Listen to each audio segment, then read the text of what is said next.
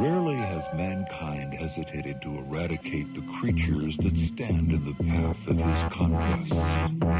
If we find intelligent species, ritual extirpation of undesirable beings, odors from another world, the rest must be destroyed. Is it possible that our dark past might repeat itself? Watch them and pray. Greetings, ladies, gentlemen, government agents, those of you who know for a fact you would have died in Squid Game, and anyone who might be listening. This is Close Encounters of the Podcast Kind. I'm your host, Tasker, and we have Nick. Yeah, how you doing? How you doing out there, people? Hey, yeah, you look very much in the Halloween spirit today. You got your serial killer jacket on, or sweater, I mean. Yeah, I got my Freddy Krueger-esque shirt on. I got my Haddonfield, Illinois trucker hat on. Seeing Halloween Kills tonight in theater. Can't wait, bro. Yeah, no, you're a huge fan of like that whole franchise, really. Yeah, dude, I love slashers, man. They're so classic. Halloween is obviously a beautiful classic movie. And most of its sequels were trash, but you know, they're basically now everything after the first one is not canon, and that's why the one came out in 2018 and now this one came out, because they're supposed to take place directly after the first one, or not directly after, but that's what happens after. So everything after Halloween 1 from the past is now not canon, which I'm okay with, I guess. Yeah. You know, normally when people start erasing canons, like Disney started erasing the extended universe, even though it wasn't technically canon, it was accepted as canon. Mickey Mouse can go fuck himself, right? I've said this multiple times. Right. Well, yeah, because this is the second time Halloween's been remade, right? Because isn't there there was the Rob Zombie remake, right? And that was different. It was definitely different. That is Rob Zombie has a very particular style of movie. Like, he's very into the whole like grindhouse exploitation-ish almost aesthetic. Some people were really upset with his versions of Halloween. I like the first one that he did personally. Yeah, maybe too much Michael Myers backstory, but you know, what are you going to fucking do? So. Right. Ah, well, that's interesting. Well, yeah, you'll have to let me know, or let all of us know, because yeah, I actually watched the were you there for that when I saw the Halloween remake, the first one from 2018? I think you were there. Was I there? Yeah, I think we all went to the theater together. Dude, I don't know. I can't even remember what I ate last night, dude. I don't know. It's possible. But yeah, we got some good, bloody, gory stuff coming out, and it's nice to see everything kind of going in the spirit. I feel like there's been a lot of violent tendencies from just the past couple years of bullshit, and I'm glad people are ready to output it in a, legal way. A healthy manner, dude. Going and watching somebody else kill somebody. That's the way to do it.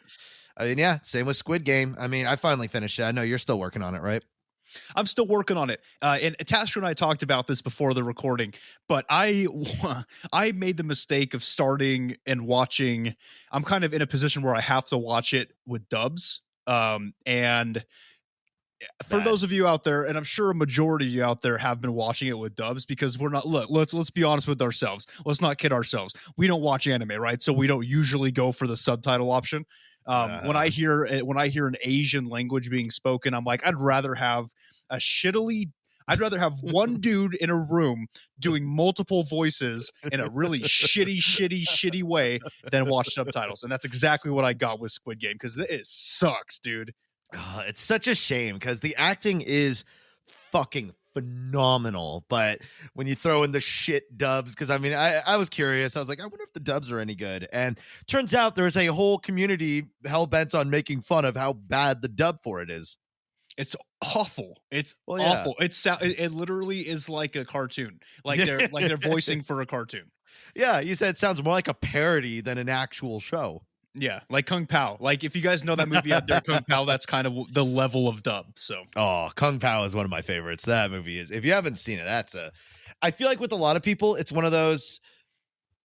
Some people, the first time they watch it, they really hate it, but when you watch it again, it's like it clicks, because the whole idea is that it's a film made from like old kung fu movies where they just superimpose some just like white dude as the main character and just shittily dub the whole thing like as a joke.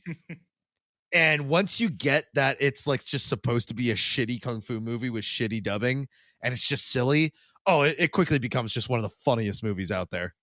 Dude, I gotta rewatch that movie. It's a classic comedy, man. Oh my god. Oh, yes. So we should probably get into the episode. We actually do kind of have to do a shorter one today because guess what? It's midterm season and Nick and I are back in school. So that affects us. Yeah, so it's going to be a bit of a shorter episode, but we're still doing something fun, still doing something spooky for the October season, something that a lot of you out there might have heard of. But before we get into it, let's see what the stars have in store for our tender butts today. Very true. I mean, what better way to grasp how well this episode is going to go than by looking to something that some girl named Crystal believes in. Crystal, ruby, quartz. Oh, geez. Yeah. Red flags, McGee. So, do you want me to go first or you? You know what? I feel like I've been going first. I've been taking the spotlight. How about you go first today? All right. Let's see. Don't be surprised if you feel a powerful affection for someone you've met at work. This could be a friendly affection, or it could be stronger than that. If the latter, it might not be a good idea to express this emotion overtly. The feeling could pass as quickly as it came, or the person might be emotionally unavailable. Be discreet. See, now this is interesting because I am unemployed. So, so fake. So they're wrong. They're wrong today. Yeah, completely wrong. I mean, unless you're talking about my masturbatory habits, like I guess you could call that a workplace relationship.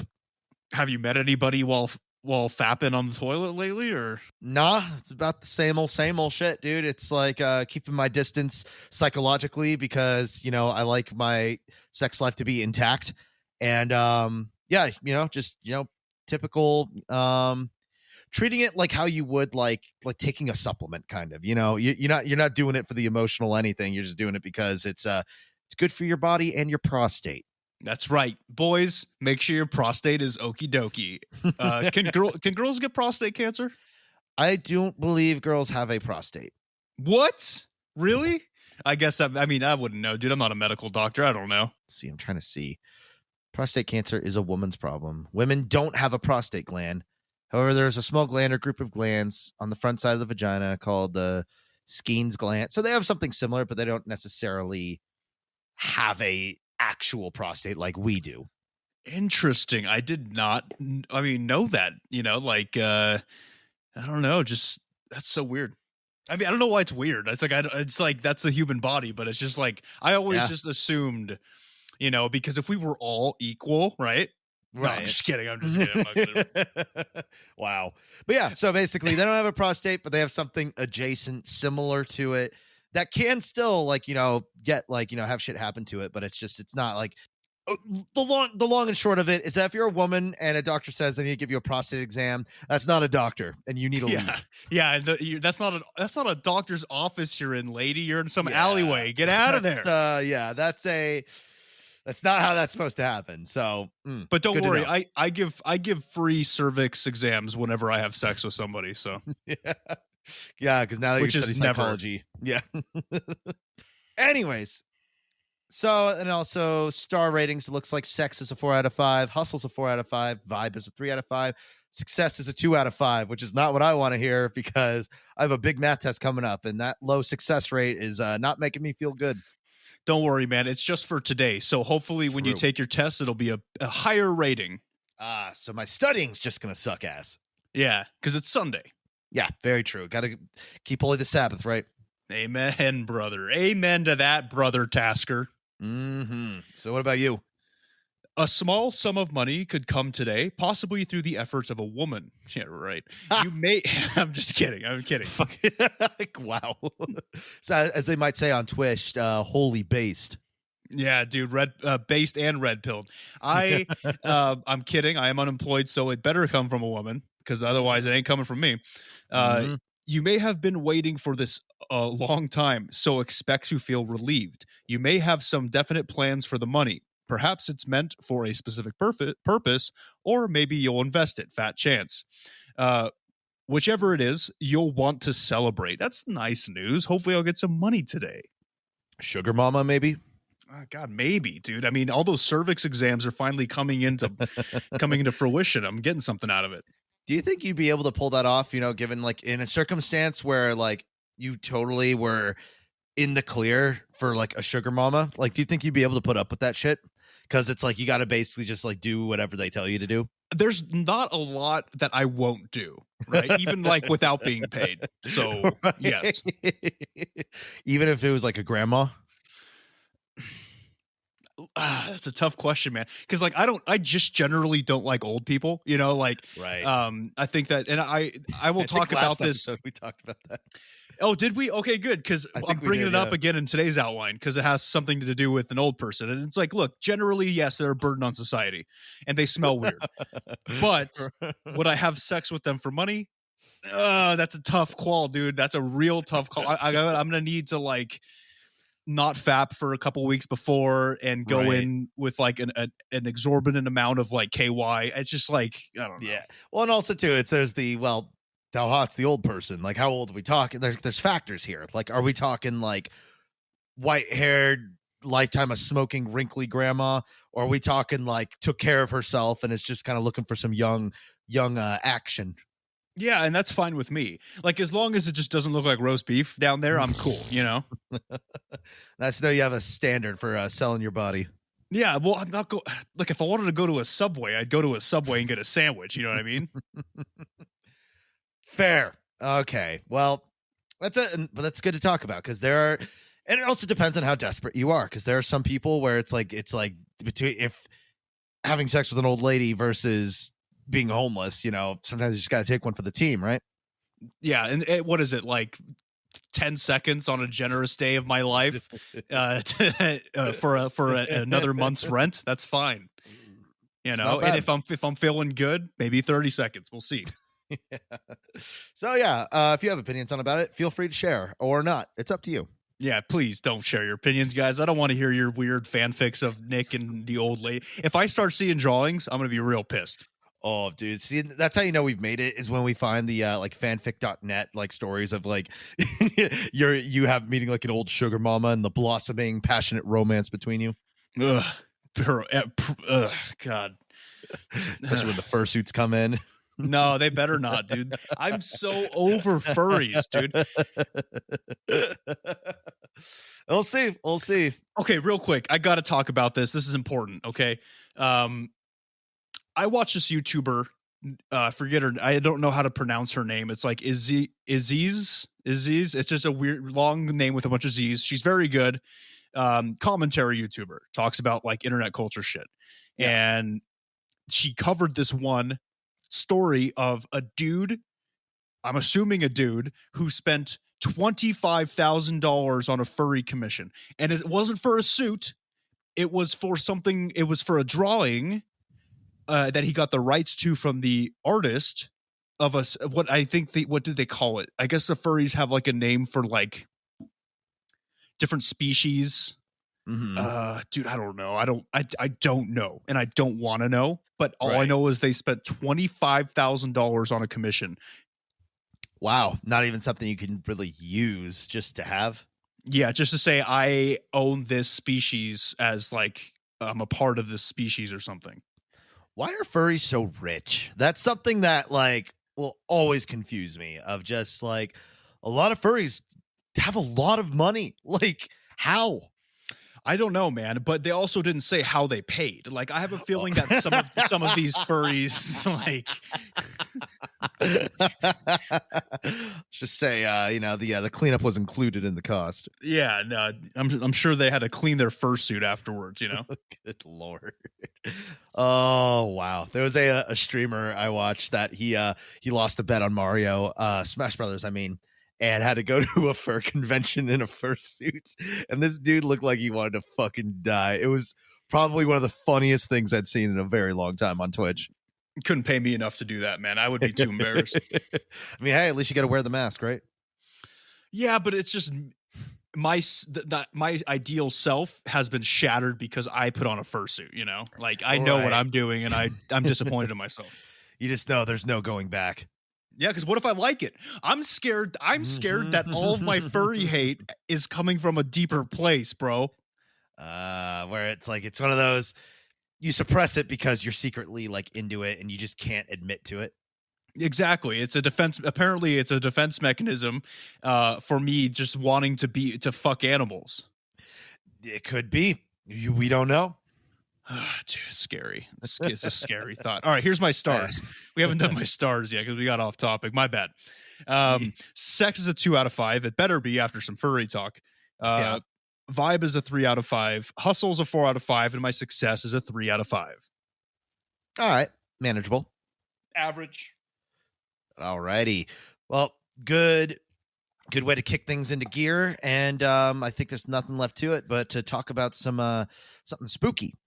That's right, guys. So hello and welcome back. All right. Now, as we said, this is going to be a bit of a shorter episode. However, up top, got to let you guys know, stay tuned and hard and erect and wet and excited for next week's episode. We have a special episode coming to you. Yeah. Something that we've been working on. So hopefully you dig it. Yeah, it'll be our official Halloween episode because we always release it like a couple days before actual Halloween because actually one of our recording days is on Halloween, and we want to make sure that you get our Halloween episode on Halloween, planning and shit. Exactly. So stay tuned for next episode. It'll be a full length. It'll be fun. It'll be gruesome. Now, because first off, I have to say thank you for indulging us last week and allowing us to do phobias. Hopefully you enjoyed the episode, but because I relayed all that information about it and it was a topic on one of my midterms, I did get an A. So thank you for really hammering it home for me, or making me hammer it home. That's actually hilarious that they planned out your semester. The phobia test is in October. Yes, that's pretty fucked up. Good curriculum. Yes. Now, anyway, we have another spooky October episode in store for y'all today. Now we are remaining in the realm of perceived reality. Okay. Real things happening in life that are scary. Now, we will be discussing some cases of mysterious disappearances, and these disappearances come with strange and unusual circumstances surrounding them. In particular, we will be talking about what is known as missing 411. Now, I'm sure many of our listeners may know what this is already, but just in case, we will get into a little bit of background on missing 411 for the uninitiated. Yeah, I'm uninitiated. I don't know what the fuck that means. Perfect. Then perfect. See, if it's already helping one person, then I'm glad I put it in the outline. Oh, good. Because 411, that's like information, like hotline, right? Dunno, man. I was born and I live in a technology driven world where I've never had to call information before. I have no idea. Yeah, 411, white pages. What does a call 411 is directory assistance with automatic call completion. Yeah. Oh, that's cool. That's cool. Yeah. Do you remember Disney 411 where they just update you on shit? Oh, dude. Disney Channel is just full of pedophiles. It's it was that, or was it the Nickelodeon? No, Dan Schneider. Yeah, dude. All of them. Dude, any show, any popular show with kids, those kids are getting diddled, unfortunately. A lot of them do, and that's nothing new. And I can talk about that shit now because I don't work in the industry anymore. That's right, man. Talk all your shit. Talk all your shit, dog. Yep, fucking pedos, dude. Fucking foot fetish weirdos. Like a lot. It's not every person, but if you're a child in the film industry, yikes. Yeah. I hope you get famous and can afford the therapy and or lawsuits to make it worth your while. Because holy shit. Damn straight, dude.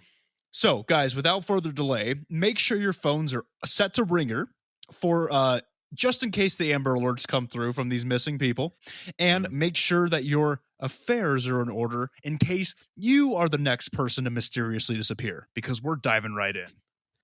Can I also say, too, when it comes to missing people thing, how weird is it me, or is it a really weird system where it's they have to be missing for 3 days or something before you can even have police involved or something? Yeah, there's a time period, and I think now I'm not sure, not an expert, but right. I think the reasoning behind that in adult cases is because adults technically can kind of just leave if they want. They can kind of just be okay, I'm going to start a new life in fucking Venezuela, right? Yeah.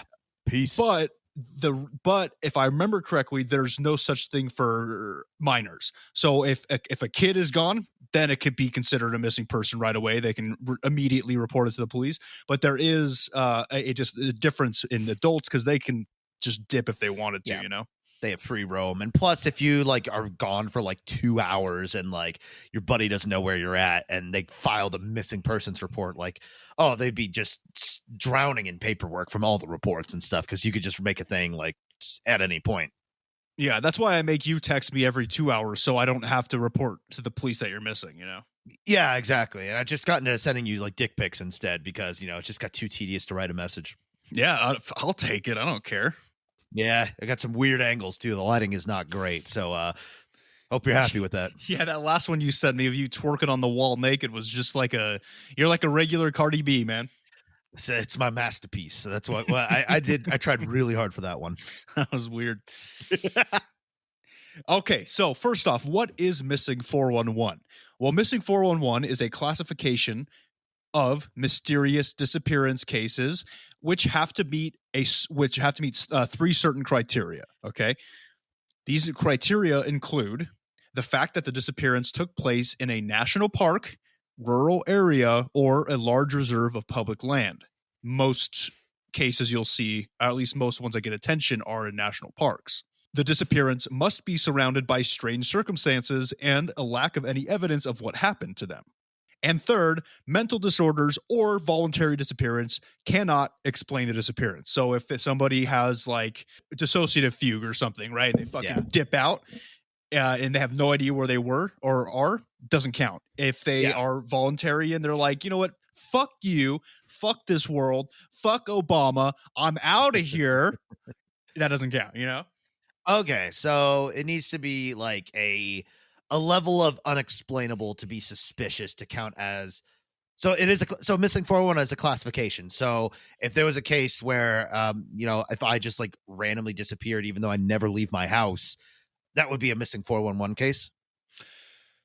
Only if you disappeared in a national park, a rural area, or a large reserve of land. So it takes place outdoors, like in big places, like big, like outdoorsy places. Yeah. Okay. So we say like I go on a trip to Yosemite and just at one point I'm just not there anymore.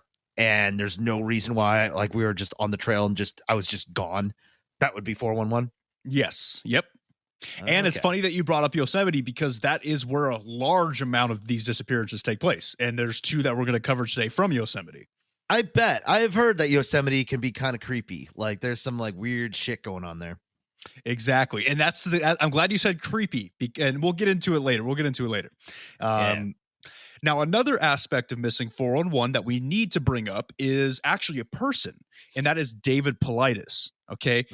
When I said that name, I bet you 3/4 of our audience's ears perked up. David Paulides is a well-known figure in the world of the supernatural, extraterrestrial, and the overall mysterious, but he's probably most well-known for his work on Bigfoot and Missing 411. He's the forerunner of Missing 411. He's written a bunch of books about it. There's documentaries about it on Hulu. Highly recommend them. So David Paulides is a fucking goat. Okay. So David Paulides to Bigfoot and disappearances is like David Icke to reptilians and grays. Yes, that's actually a pretty good analogy. That's a good way to put it. Yeah. Okay. David Icke is, that's another name I'm sure a lot of you guys out there listening probably know about. David's got some good ideas, man. Yeah. Are some of them allegories for anti-Semitism? Maybe. But the other ones are good.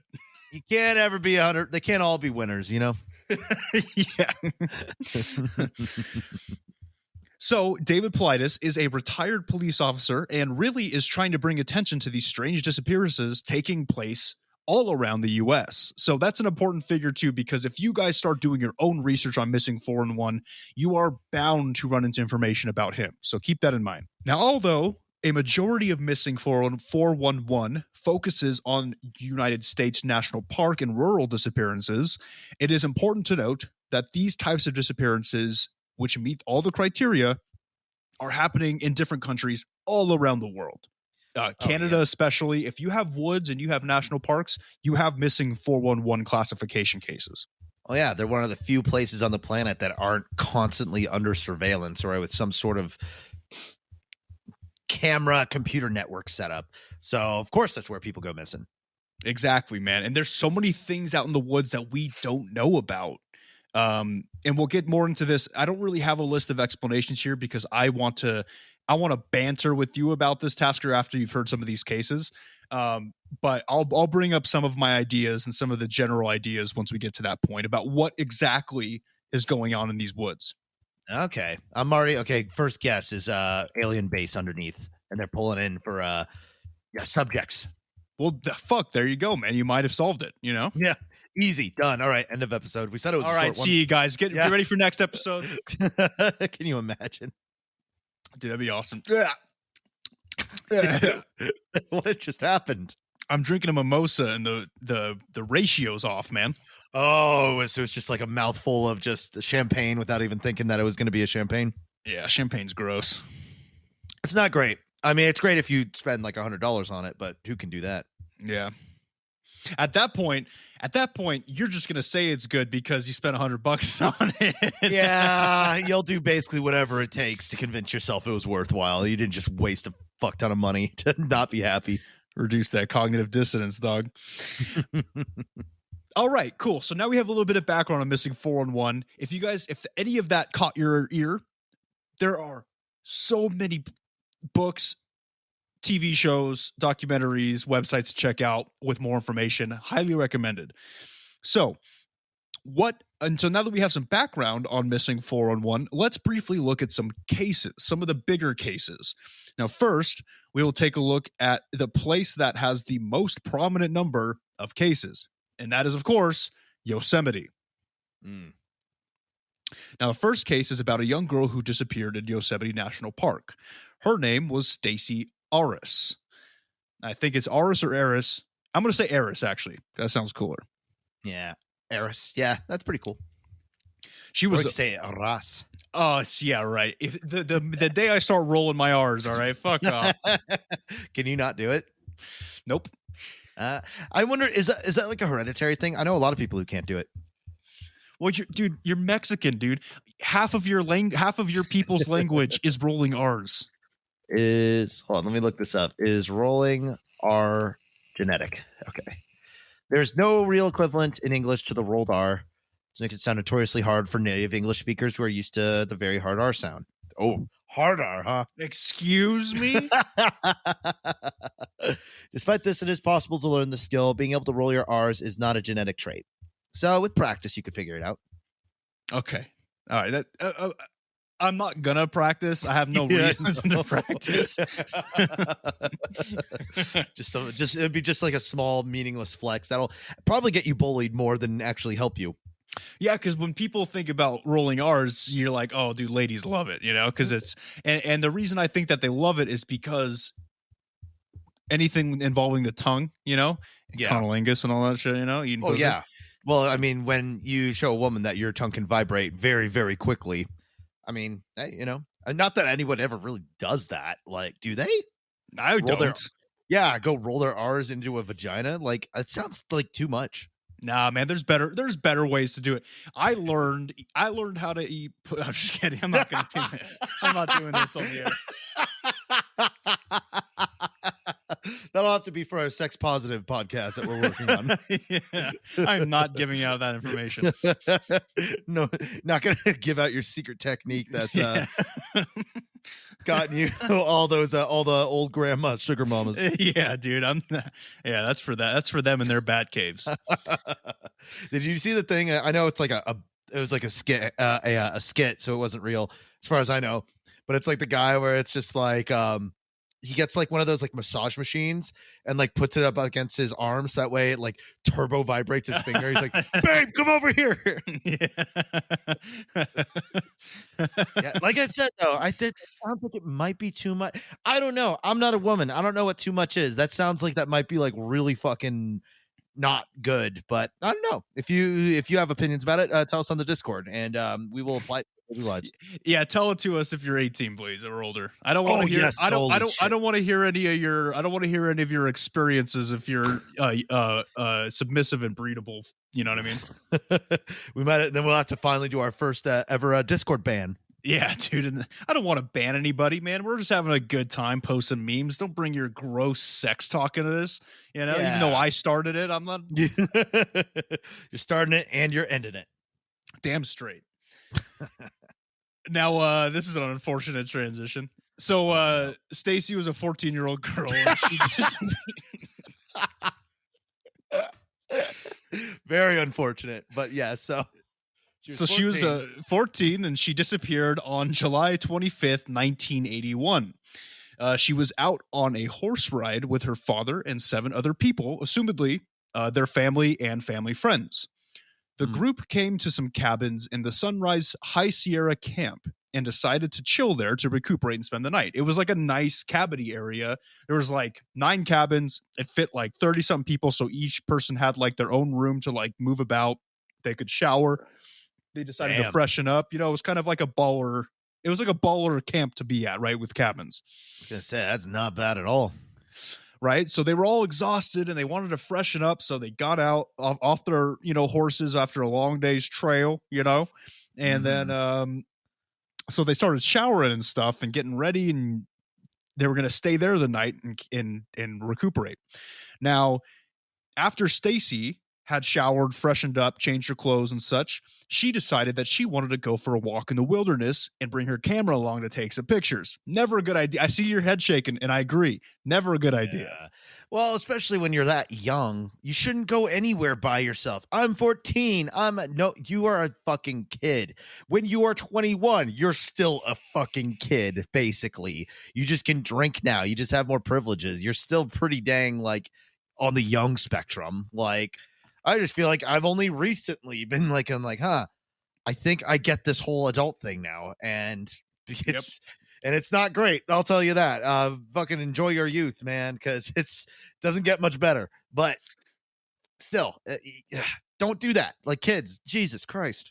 Look, just because you think you're a photographer, don't go off into the woods and start taking pictures and shit, because like, at least take a buddy with you. And now we're going to get into a little bit a buddy system, and we're going to get further into the story. And initially, okay, so here's what happened. She wanted to go out and take pictures. So she asked an older member of the group who was also done freshening up if they wanted to join her. And this older member agreed. So initially she did have a buddy. Okay.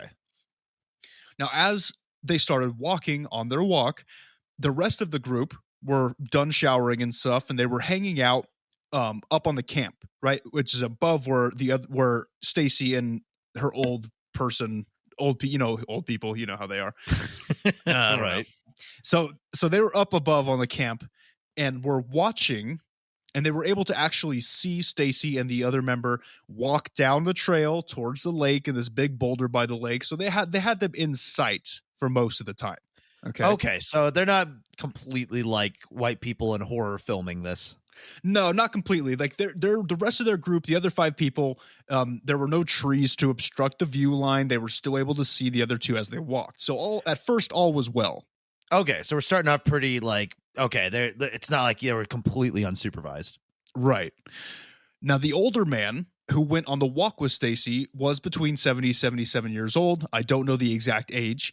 So as I've said before, he was a burden on society and tired all the fucking time, which means that he needed to take a break.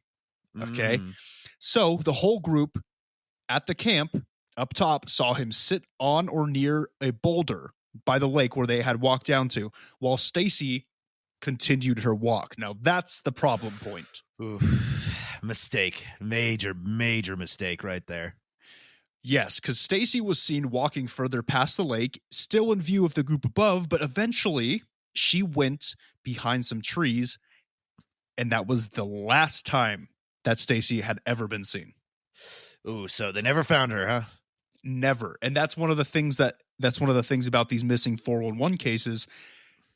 Remember, there's no evidence as to what happened. Bodies are never recovered. Other pieces of articles of clothing, all this shit, usually not found. That's the strange part of it. So now her father and the rest of the group, of course, they almost immediately after like the old guy came back and was like, I don't know where she is, you know. What a fucking loser.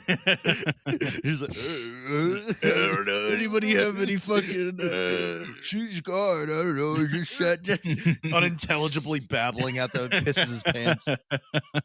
Fucking better be wearing his Depends. So he came back, told him that he didn't know where she went, and almost immediately her father and the rest of the group got on horseback and searched for her around where she disappeared, but to no avail. She was reported missing at that point, and a massive search began in the area in which she was last seen. So this search included 150 people, scent tracking dogs, 67 Mountain Rescue Association volunteers, 3 helicopters, the works. It was a big thing, man. And they looked over square mile after square mile around where she was last seen. Well, and good thing she was younger too, that they could deploy all this stuff like ASAP. Oh, my brain didn't follow what? Like, didn't we say earlier that like if they were like is it different with like woods and shit when somebody goes missing? So we're talking about how you can't file a missing persons report unless they've been missing for like a couple days, but is it different with like nature and shit? That's a good question. I bet you it depends on the circumstances. So like, yeah, if I went missing in my current state, people couldn't not state as in where I live, but like in me, you know, living at home, I'm not in the woods. I bet you people might be like, oh, Nick's just on another 4-day long bender. You know what I mean? But when you're in the wilderness and you're expected to be somewhere and you're not, given how dangerous the circumstances are, I bet you there's no waiting period. Yeah, that makes, because it's also much more like you're in the wild. You're not like being fed. You're a victim to the elements. So I think there is that sort of, maybe, I don't know, that's something to look into, of like, it doesn't matter who you are. If you got lost in the woods or got disconnected from your like link up to society, that's life or death. Yeah, man. So I think you're right. Good observation. Good observation. Paying attention. Now, everyone was looking for her. All these people that I mentioned in this massive search over the span of 10 days straight, they were looking. Helicopters alone spent 40 hours altogether in the air looking for her. That's a fairly long time. Yeah, that's a lot of gas. Now, despite their best efforts, the only thing found belonging to or relating to Stacy was the cap of her camera. That's sad. That's it. And of course, the cap isn't going to give us any evidence or any clues as to what happened to her. So, unfortunately, to this day, nothing has been found. No remains, no clothing, no full camera, nothing. That's crazy, because even if, like, you know, for the sake of argument, she got eaten, well, eventually the bones get spat out somewhere. You know, there's something left, and they just nothing, huh? Just nothing, dude. And that's an interesting theory you bring up. Something I'm going to talk about during our little discussion at the end is a lot of naysayers when it comes to missing 411 is, oh, they got eaten by an animal. Well, what about we'll get into it. We'll get into it because I have some things I want to bring up about that. Yeah, I would actually say, in terms of just like initial speculation, this sounds more like an abduction. Like, not like alien. I mean, like somebody like stealing them, and that would make sense of why they could never find her in that area. But I'm also assuming that they probably got the search party up pretty soon, unless it didn't, because fucking old fart Mr. McGee just took too long. I don't know. Probably took him about a year to get back up the hill to the camp. It's just like our fucking like old phobic episode, huh? I just can't do it, man. I just right. Anyway, so the other disappearance in Yosemite that I wanted to touch on is that of Timothy Barnes from 1988. The information I will be giving is coming straight from his missing persons page on the Charlie Project website. So he has an official page on this website. And basically what the Charlie Project is, it is a website and an organization used to bring attention to many different cold case disappearances in the U.S. So if any of the information I'm about to go over sounds like somebody who's familiar to you, now you know who to reach out to. That's what this website's for. Ooh. Help support the Charlie Project. For regular users, a $3 voluntary subscription fee is requested. Nope. Click. No, I didn't do that. I mean, it's a good cause, but my God, I don't have any money. Yeah, I gotta eat first. All right, so Timothy John Barnes, that's his full name. Here are the details of his disappearance, straight off of his missing persons page. Barnes was a resident of Cucamonga, California in 1988. He left Tenaya Lakes near Highway 120 east of Tioga Road in California at approximately 9 a.m. on July 5th, 1988. Barnes planned to hike from the Murphy Creek trailhead to Poly Dome Lakes in Yosemite National Park, which are located approximately 3 miles from the Tenaya Lakes. He was supposed to return by 4:30 p.m., but never showed up and has never been heard from again. Ooh. Barnes's friends reported him as a missing person to Park Service rangers the following morning. An extensive search of the surrounding area failed to produce any evidence as to his whereabouts. Barnes was declared legally dead on July 19th, 1990, about 2 years after. So 2 years after his disappearance. His body was, of course, never found. Yeah, see, when you go missing like this, unless like you had every reason to run away from something, pretty high chance you're dead. Yes, and from what it sounds like in the description, I'm pretty sure he went on this hike alone, which is again not a good idea. I'm not saying you have it coming, but don't be surprised if that happens if you go hiking alone. In the words of Norm Macdonald,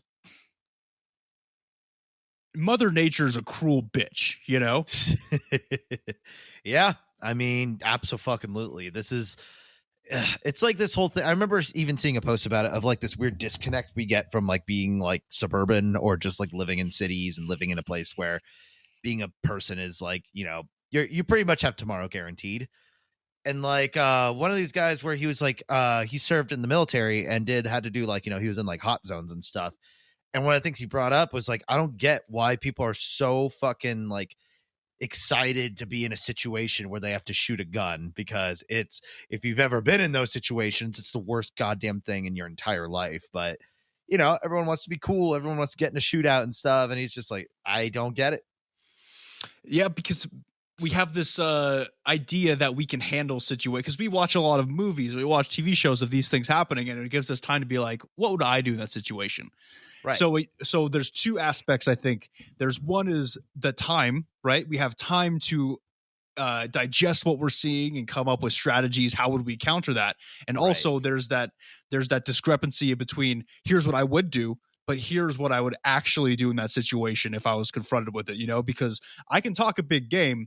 Like I'll tell people like when it comes to spiders, I'll be like, look, I would rather fight a black bear than come face to face with a tarantula. But I don't know that. I'm saying it because I'm in an emotional state. But if I'm ever face to face with a bear, am I actually going to fight it? Probably not. Probably not. Well, yeah, and I think that's a good way to put it. There is a disconnect. I mean, it's easy to say, come on, these fucking guys hide behind there, like whatever, dude. And I know with some people, there's a lot of criticism with film about it being not realistic. But it's like, dude, if you've ever been in like actual fear before, like not like, oh, I think somebody broke into my house and it's just like a piece of wood that fell over in your garage or something like that. That's one thing. And then there is a confirmed actual threat that might get me. That's a different kind of fear. Like that's a very like, and you really can't say for sure, but when you've never lived that fear and you don't know what it's like and you just watch it on TV, it's super easy to be like, oh yeah, dude, I fucking do blank, blank, blank. And it's like half the people who say that are the ones who would die in the first second. Yeah, dude. It's like, yeah, like the people who are saying that they would make it past the first Squid Game. I was like, yeah, right, dude. I admit it. I'm like, I'll be the first to go, dude. Oh yeah, and we were just talking about that before. I was like, I think I can make it through the first, and then the more I thought about it, I'd be scared and I'd slip up and I'd be dead. Yep, that's the way it goes. Okay, so far we have covered older missing 411 cases from the 80s, but unfortunately there are still cases taking place in our more recent era. Now there are a whole bunch of these more recent disappearances, and the following list is taken from canammissing.com. a website which records and tracks missing 411 cases between the US and Canada. The scariest part about some of the ones that I might list off here is that they hit pretty close to home, literally. Like my home. Like actually in the areas like this could have been us kind of deal. Right. So it's kind of creepy to think about. Okay, so here are a cluster of recent ones that I want to cover from 2015, which in the grand scheme of things, not that long ago. Yeah, nuts. Just was it since 2015 you said? In 2015. So this cluster is just 2015 alone. Shit. All right, good to know. So, June 7th, 2015. The location is Wasatch County, Utah. Wayne Buckley, 73 years, of course. Just the jokes just write themselves. Parks his Chevrolet truck at the Sleepy Hollow trailhead in Wasatch County, Utah. His camping gear is in his truck and he takes a hike. The man has emphysema, and searchers are positive that he would not have hiked far. Literally, probably wasn't able to hike far because of his emphysema. Right. A 2-week search, that's a long time, produces absolutely nothing. And he carried a .38 caliber revolver with him at the time. Never to be seen again.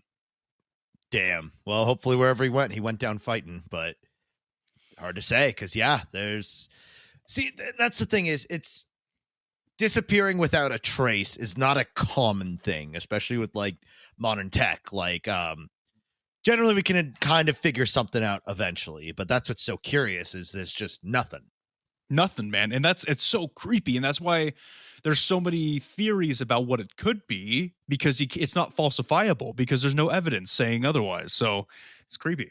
Well, it could also be too, because I know we've talked about government experiments and projects and how they would just like, mostly would go for, I'm assuming, the more of like the poor and homeless population, but like, because they want people that nobody's going to miss, which is really sad to say because the state of capitalism and where we're at is if you're poor, we just consider you an antagonist and just want everything terrible for you. But I don't know. You think maybe since they knew he was kind of older, they knew he'd be gone, government swooped up and said, yeah, you're a perfect candidate for fucking MK Ultra Part 2. It very well could be. Isn't it a sad state in time when our government and serial killers have the exact same mindset about homeless people? Yeah, it's interesting. Assuming the government thing is true, assuming that the government is taking homeless people off the streets because they're not missed, and nobody will like be like, "Hey, where'd fucking John go?" Yeah. Well, I think serial killers do the same thing. And I think that's no coincidence because I think a lot of people who are in government are fucking psychopaths. Gotta be, man. It's crazy because if you aren't, you're surrounded by others who are, and they'll do anything they can to just destroy you and shred your being to tiny pieces. That's right, man. God, stop talking dirty. Make me all hot and bothered. Can only get so hard, before it hurts. Yeah. Next one is June 13th, 2015. This takes place in Tao. You don't pronounce the S, do you? Yeah. Taos, I think. Taos? I think you pronounce the S, yeah. Okay, Taos, New Mexico. Walter Scheib, 61 years, parks his Subaru at the Yerba Buena trailhead off of State Route 150 near the Taos ski area. His cell phone indicates he probably made the summit of Lobo Peak at 12,115 feet. His family realized he never returned and called authorities. Bad weather immediately inundated the search area and caused delays. Of course, that sucks, dude. Ouch. So this guy was found. Why is it on here? He was found 25 yards from the trail, submerged in a drainage. He died of drowning. Okay, so disregard that one. Still sucks. Yeah. Well, a fun little fact right under it is that he was the White House chef from 1994 to 2005 for George W. Bush and the Clintons. So maybe he heard a little something about 9/11 that he wasn't supposed to. No. I mean, it's kind of curious, kind of suspicious. Oh, and here's an interesting point here, though, is maybe they put it on here for a reason. There's a sub point underneath his that says this happened in a northern New Mexico cluster zone being where clusters of missing 411 disappearances happen, where we have documented 8 people that have vanished.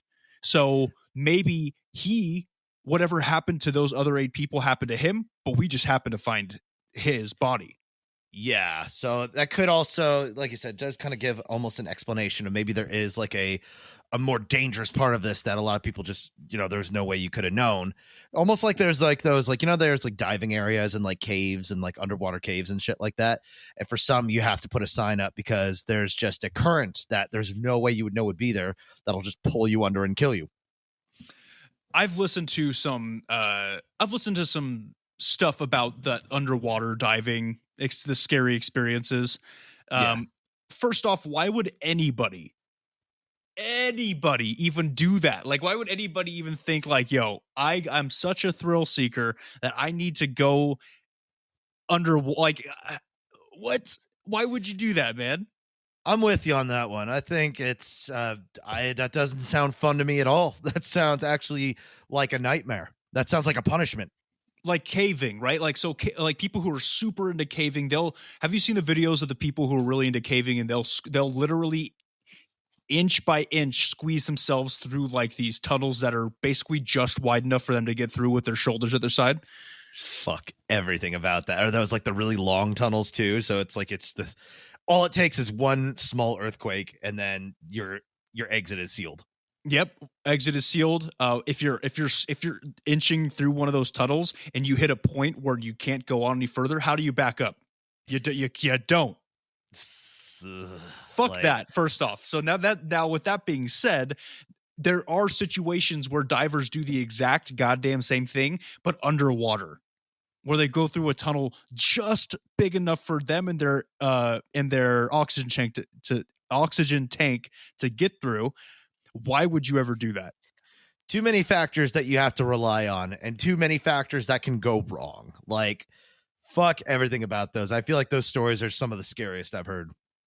I'm mad claustrophobic though, so I Same. I wouldn't be able to handle it. I don't do well in super small spaces. Like, I can kind of do like, I wouldn't go so far to say like full blown claustrophobia, but like, I definitely get like really not okay if I'm like boxed in and I can't get out. Yeah, I'd panic. I'm a panicky type in those types of situations. So yeah, same. So yeah, hard pass. Anyway, another one from June of 2015, June 19th, 2015. This takes place in, oh boy. Here, this sounds like your people's tongue. Why don't you try and pronounce that? Okay, hold on, let me see. I gotta make it a little bit bigger. Chiricahua. Almost sounds like your people. So whatever that is, Chiricahua, I think. Chiricahua Mountains, Arizona. Mm-hmm. Janet Castrogen. Yikes! That is. Oh, okay. Castrogen. Yeah. I thought she was like a professional castrator. I mean, they do say our last names are based off of our what you do as a job, right? Yeah, our whole family's lineage. So I guess her whole family just bunch of Jews cutting off. Wait, no, that doesn't make sense. No, that's circumcision. That's different. That joke did not land. That was just. See, it wasn't funny. So now that's just anti-Semitism. I apologize. Way to go. No, castration, the act of removing the testicles at a young age, which was done for certain people in the music profession because they didn't want their voice to drop. I love it, man. Yep. People are so creative. The castrati. Oh, jeez. Were they part of the early Christian church? Probably. Knew it. Yeah, a lot of old Shakespearean actors and stuff, because back in those days, women weren't allowed to be actors because that. Well, because they're lesser. Back then, it was considered to be so. It was like criminal if a woman acted, and I think there was like a movie about that. I think it's Shakespeare in Love, where like their castrati ended up not being a castrati, and they needed somebody with a high voice to play the woman, and so they just got a woman and just made everyone believe that it was a man. Nice. But then she ended up doing so good that blah blah blah blah blah. Cool movie. Good. I'm glad that the tides have changed. I'm glad that ladies are allowed to do Broadway and stuff now. There's a lot of very good women actors. What are you talking about? No, I'm not saying that there aren't. Yeah. I just want people to know that. I think that there are plenty of good lady actors, actresses, if you will. Hashtag Sigma male grind set. This is why I don't get any pussy. Yeah. Okay, so I'm just kidding. So anyway, Janet, how did you pronounce that? Castrahan? Castreon, yeah.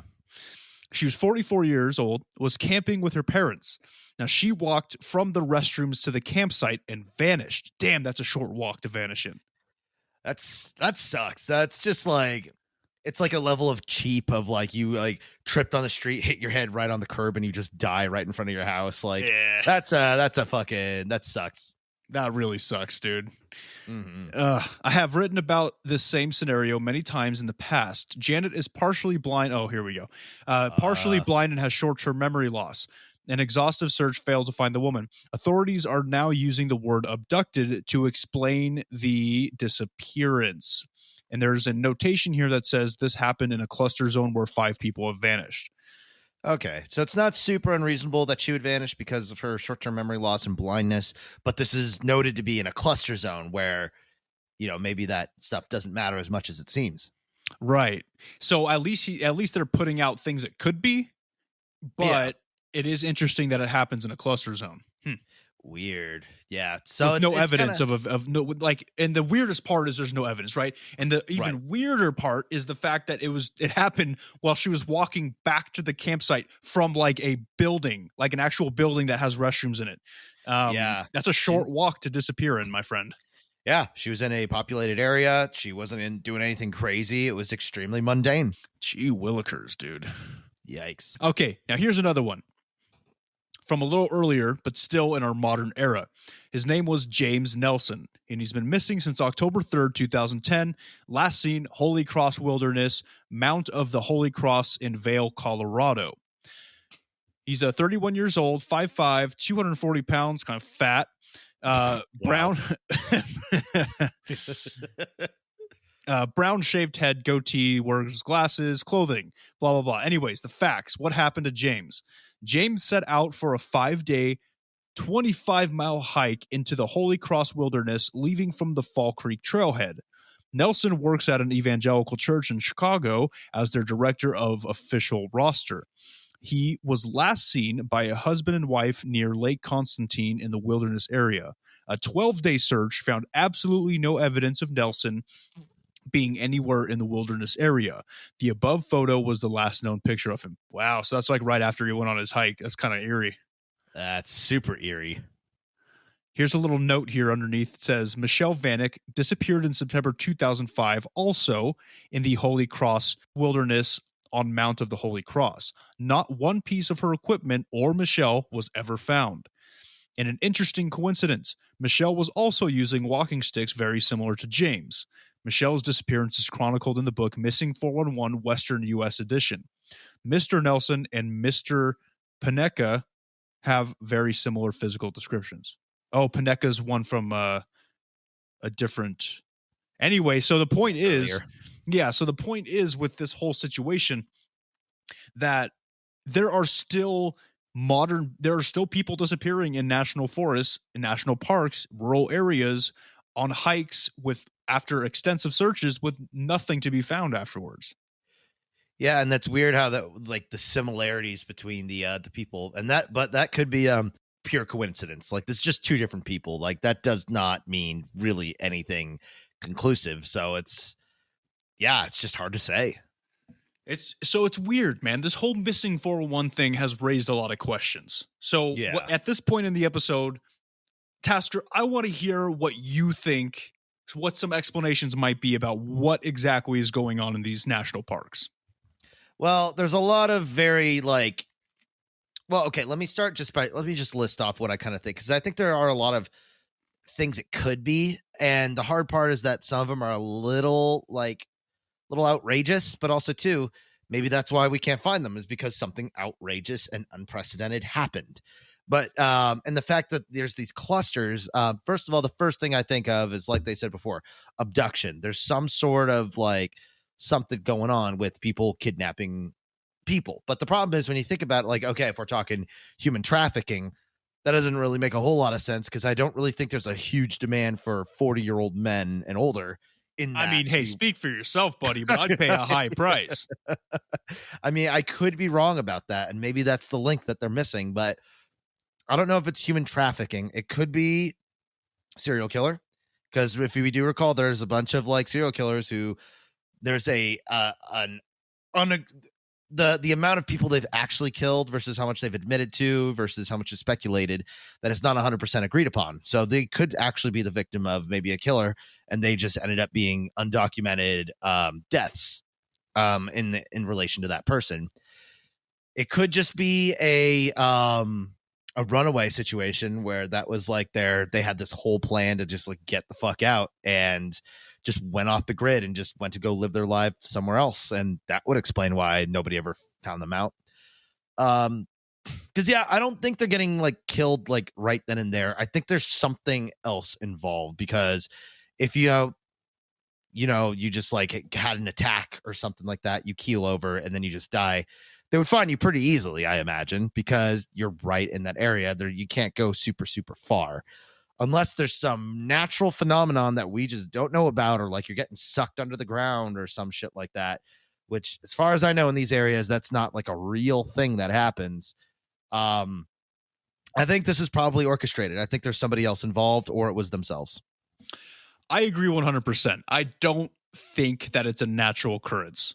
And what I mean by that is I don't think that it's an animal attack. One of the major things that haters hate, something that haters will say about missing 411 cases is, they got eaten by a mountain lion or a bear. First off, no.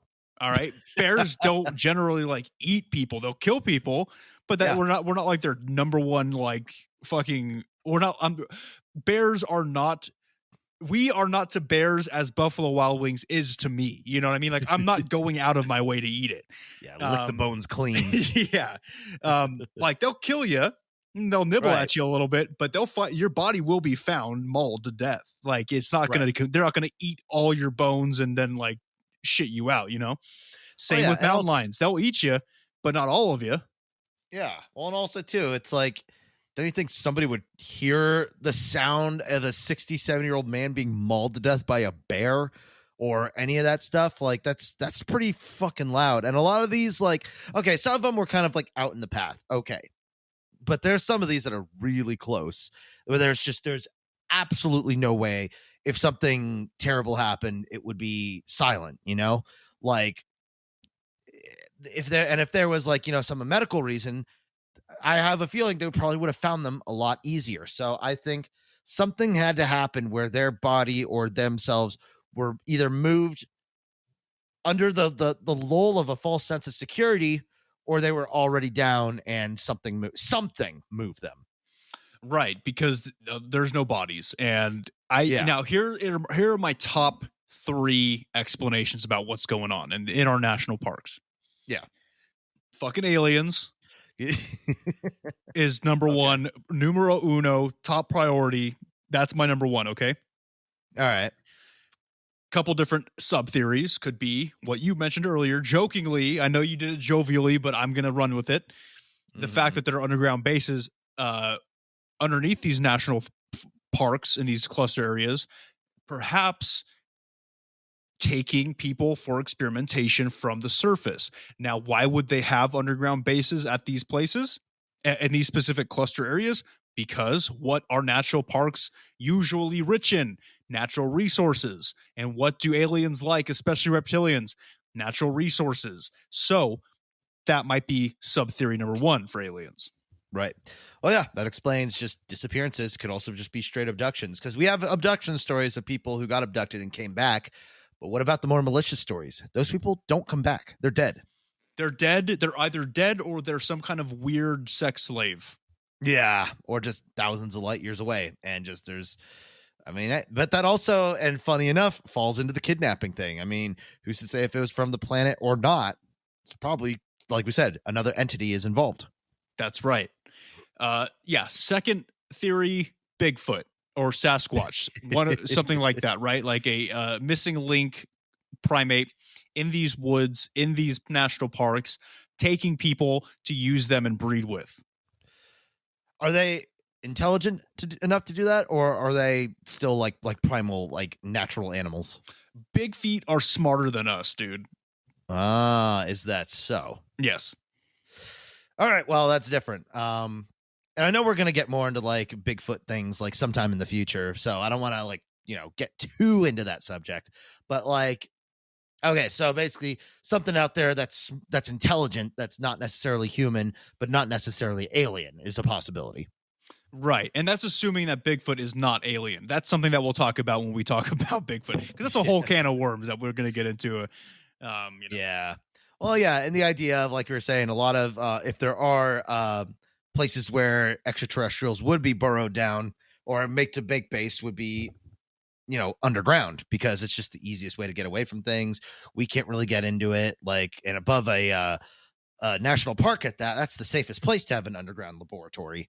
And who knows, maybe it's just a human underground lab and they're just doing a bunch of super unethical bullshit because it's just a great way to get away with it and they just never got caught.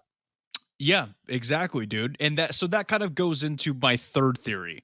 Third theory is human abduction, whether it's governmental or, like you mentioned earlier, serial killer, because at any one time in the US, there are at least 100 active serial killers. Right. So not that I am a serial killer, nor do I condone the killing of serial, but if I were to, I would probably go to some place like a national park because it's secluded. Despite the sheer amount of people who visit national parks, it's so big that you can't be caught. Or you could be, but you have a very little chance of being caught because of how dispersed everybody is. I mean, look, I'm just thinking like they think. All right. I'm thinking logistically. I'm thinking rationally here. Like if I really wanted to hunt and kill a 70-year-old man, where would I do it at? Yeah. I mean, it's not super out there because I remember we kind of talk about how there's a major lowering of serial killing because now spree killing has become more of a deal, because serial killing, which is going out prowling at night, finding people and murdering them, a lot of the time it's very easy to get caught because with DNA, with everyone has a phone, everyone has a ring, everyone has a like some sort of way to like monitor their home because everybody wants to be fucking safe. And that shit gets like streamed and like stored. So it's like, even if you destroy the cameras, like, probably too fucking late. So with people who have murderous urges are just kind of like, you know what, like, why subject myself to that? Why not just take down as many people as I can and then just kill myself? And it's a fucking horrible thing, but that's sort of like the evolution of just murdering people because you're a fucking sick piece of shit. But there are those survivalist purists, I'm sure, out there who pieced it together of people go missing here all the time.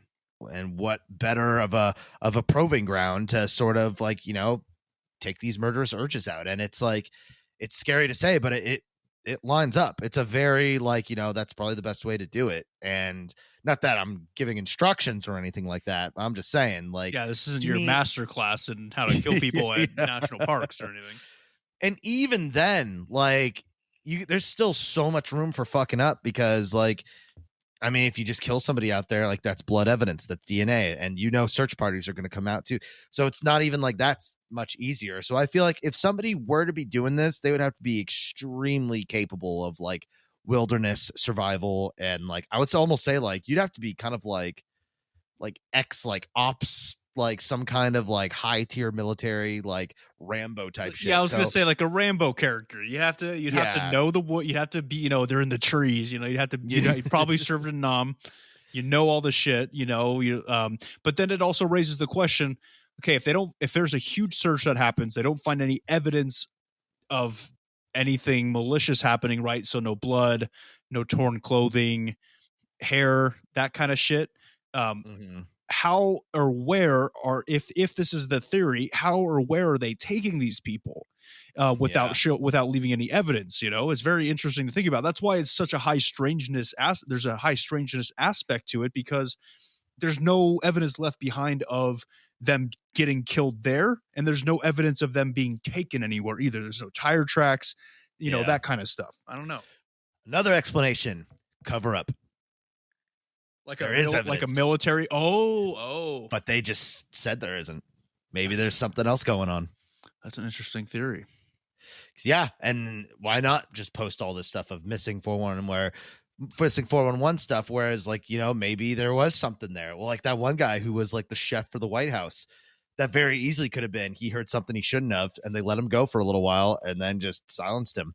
And no, we don't know what happened. No, oh no, he's the one who drowned, didn't he? Yeah, he's the one that drowned. But what if that they backpedal? They're like, I don't know what happened to him. They're like, or the government strong armed park authorities to say they didn't know what happened. Yeah, could be that too. And sometimes it could even just be as simple as just shoddy police work. Maybe they fucked up the evidence and they just like, oh shit, like I don't want to there's no evidence. I don't know, because they don't want to be like lose their credibility. So I think that also too could very much be a like kind of more down to earth explanation, because it's just human error. Human error. That's a good call. There's a lot of that. There's a lot of human error involved in everything. Truth. So yeah, it's interesting. I mean, obviously the better, cooler stories is something supernatural happened, or they got like spirited away, or like, whisked away by something beyond them, or I don't know, maybe the government's testing out their moonraker lasers and it just completely atomized them. Exactly. See, that's what I love about, I shouldn't say love, because that implies that I want it to continue to happen. But that's what I think is so intriguing about Missing 411 is the fact that we don't know what it is, and we have no proof as to any, like we don't have like a fucking clue as to what it could be. It opens up so many possibilities. I can vehemently stand by the fact that I think it's aliens, and nobody can prove me wrong because there's no evidence. Yeah. No evidence it's a huge gateway to just speculation, ideas, sometimes really cool, creative, interesting takes and stuff like that. But it's hard to say for sure because it's inconclusive. Inconclusive. Yeah, it's your favorite, right? I hate that word. I cannot stand it because every time I hear it, I just think of the Navy and the Pentagon and shit. Yeah, that stuff was kind of bullshit. But anyways, guys, that's it for Missing 411, the mysterious disappearances of Missing 411.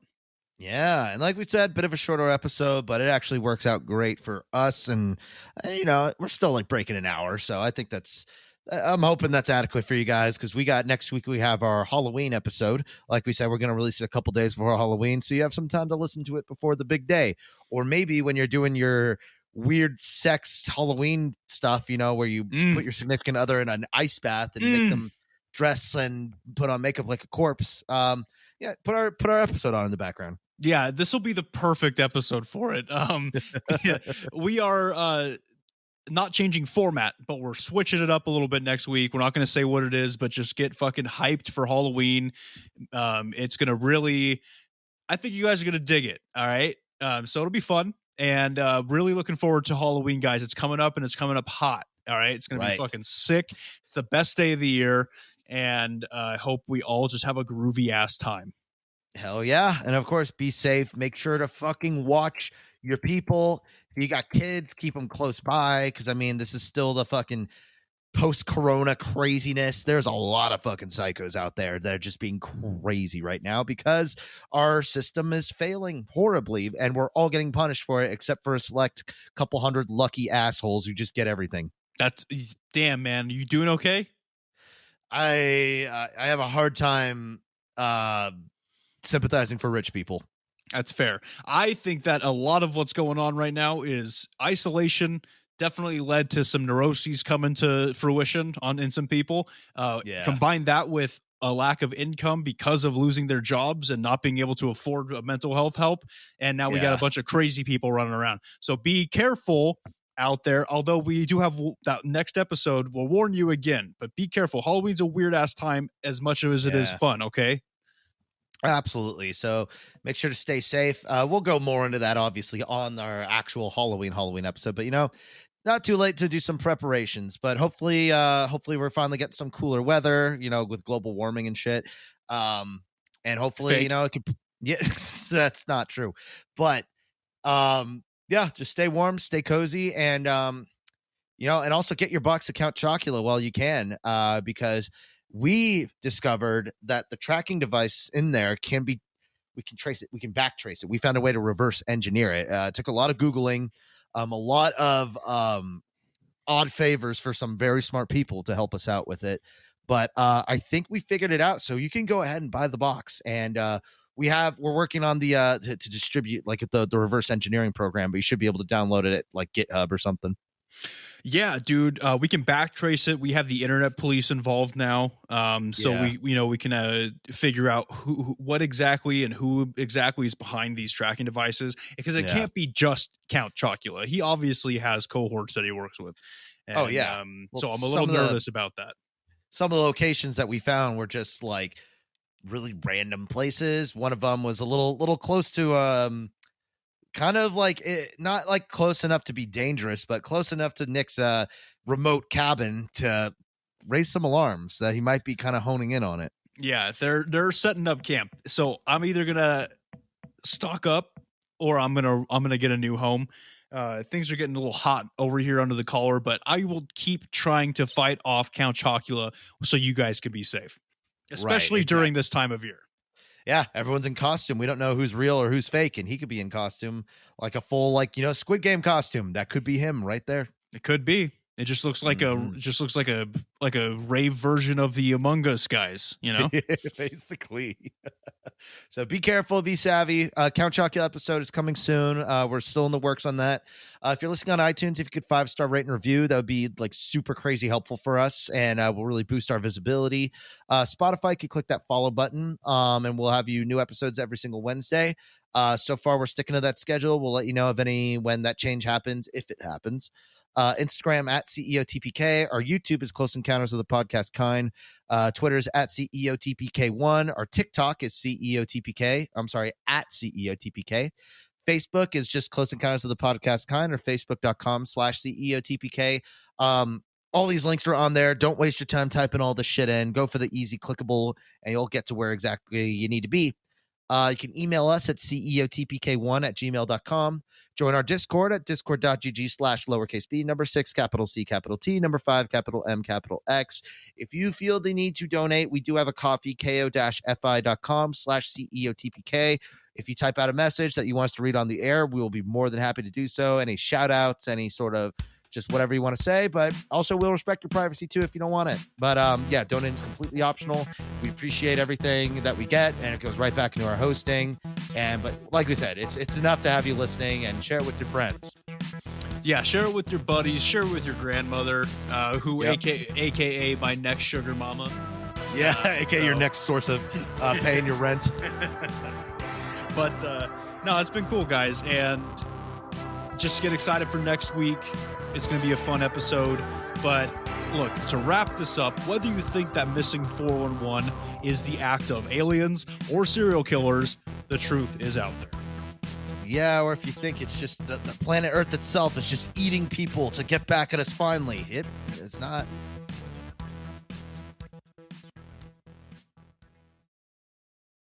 Sorry, we could cut this. Okay, Hello, here's baby. one. Hello, my darling. Intermission. Let's all go to the lobby. When people, I bet everyone would just love it if we just start doing that.